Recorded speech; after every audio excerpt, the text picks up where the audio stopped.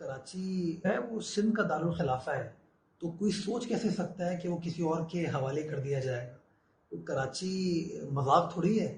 کراچی سندھ کا کیپٹل ہے، کراچی سندھ کا حصہ ہے، اور جس طرح قانون کے مطابق سارا پاکستان چلتا ہے اسی طریقے سے کراچی شہر بھی چلے گا۔ سندھ حکومت اس کو چلائے گی، ہمارے ادارے اس کو چلائیں گے، جو الیکٹڈ لوگ ہیں وہ اس کو چلائیں گے، جو آئینی طریقہ کار ہے۔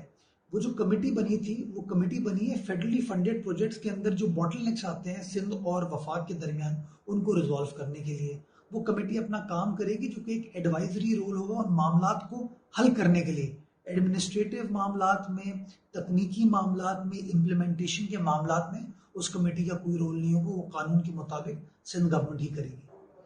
دیکھیے میں سمجھتا ہوں متنازع بنانے کی ضرورت نہیں ہے، کیونکہ کراچی کو جس بہتری کی ضرورت ہے، جس ڈیولپمنٹ کی ضرورت ہے،